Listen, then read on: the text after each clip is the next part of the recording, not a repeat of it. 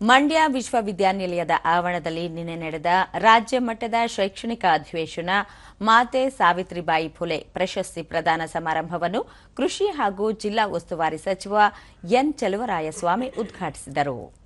ಇದೇ ವೇಳೆ ಶಾಲಾ ಶಿಕ್ಷಣ ಮತ್ತು ಸಾಕ್ಷರತಾ ಇಲಾಖೆಯ ಸಚಿವ ಮಧು ಬಂಗಾರಪ್ಪ, ಶಾಸಕರಾದ ರಮೇಶ ಬಂಡಿಸಿದ್ದೇಗೌಡ, ಮಂಡ್ಯ ಶಾಸಕರಾದ ಪಿ ರವಿಕುಮಾರ್, ದರ್ಶನ್ ಪುಟ್ಟಣ್ಣಯ್ಯ, ಜಿಲ್ಲಾಧಿಕಾರಿ ಕುಮಾರ, ಸಾಹಿತಿ ಬರಗೂರು ರಾಮಚಂದ್ರಪ್ಪ, ಕರ್ನಾಟಕ ರಾಜ್ಯ ಪ್ರಾಥಮಿಕ ಶಾಲಾ ಶಿಕ್ಷಣ ಸಂಘದ ರಾಜ್ಯ ಅಧ್ಯಕ್ಷ ಕೆ ನಾಗೇಶ್ ಸೇರಿದಂತೆ ಮತ್ತಿತರರು ಉಪಸ್ಥಿತರಿದ್ದರು.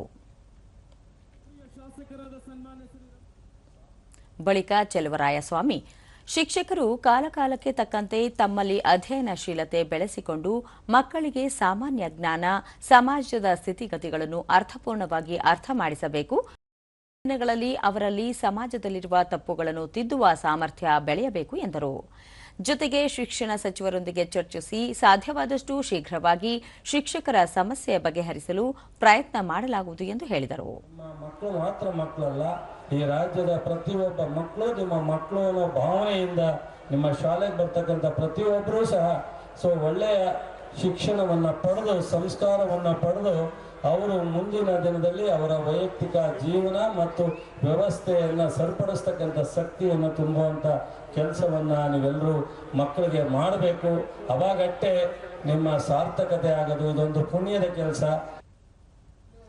ಸಚಿವ ಮಧು ಬಂಗಾರಪ್ಪ, ಜಗತ್ತಿನಲ್ಲಿ ಶಿಕ್ಷಣ ಹಾಗೂ ಜ್ಞಾನವೆಂಬುದು ನಿರಂತರವಾಗಿ ಆಸಕ್ತರ ಆಸ್ತಿಯಾಗಿರುತ್ತದೆ. ಕದಿಯಲು ಸಾಧ್ಯವಾಗದ ಸಂಪತ್ತು ಶಿಕ್ಷಣ. ಅಂತಹ ಶಿಕ್ಷಣವನ್ನು ನೀಡಲು ಕೇವಲ ಶಿಕ್ಷಕರಿಂದ ಮಾತ್ರ ಸಾಧ್ಯ. ಈ ಬಾರಿ ಸುಮಾರು 15,000 ಶಿಕ್ಷಕರ ನೇಮಕ ಮಾಡಿಕೊಳ್ಳಲು ಚಿಂತನೆ ನಡೆಸಿದ್ದೇವೆ. ಶಿಕ್ಷಕರ ಬೇಡಿಕೆಗಳನ್ನು ಮುಖ್ಯಮಂತ್ರಿಗಳು ಪ್ರಣಾಳಿಕೆಯಲ್ಲಿ ಲಿಖಿತವಾಗಿ ದಾಖಲಿಸಿದ್ದಾರೆ.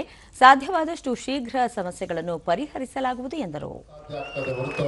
ಇಲಾಖೆಯಿಂದಲೂ ಸಾಧ್ಯ ಇಲ್ಲ. ಆ ಕೆಲಸವನ್ನ ಗುರುತರವಾಗಿರ್ತಕ್ಕಂಥ ಕೆಲಸವನ್ನ ನೀವು ಮಾಡ್ತಾ ಇದ್ದೀರಿ. ಅದಕ್ಕೆ ನಾನು ವಿಶೇಷವಾಗಿ ನಿಮ್ಮ ಬಗ್ಗೆ ನನಗೆ ಗೌರವ ಇದೆ, ಅದು ಕಾಳಜಿನೂ ಕೂಡ ಇದೆ. ಬರಗೂರು ರಾಮಚಂದ್ರಪ್ಪ, ಶಿಕ್ಷಣ ವೃತ್ತಿಯಿಂದ ಮಾತ್ರ ಹಲವು ವೃತ್ತಿಗಳನ್ನು ಹುಟ್ಟುಹಾಕಲು ಸಾಧ್ಯ. ಸರ್ಕಾರಿ ಶಾಲೆಗಳನ್ನು ಉನ್ನತೀಕರಿಸುವ ಹೊಣೆ ನಮ್ಮೆಲ್ಲರ ಮೇಲೆ ಇದೆ. ಖಾಸಗಿ ಶಾಲೆಗಳಂತೆ ಸರ್ಕಾರಿ ಶಾಲೆಗಳಲ್ಲೂ ಸಹ ಉತ್ತಮ ಗುಣಮಟ್ಟದ ಶಿಕ್ಷಣ ನೀಡಬೇಕಾಗಿದೆ ಎಂದು ತಿಳಿಸಿದರು.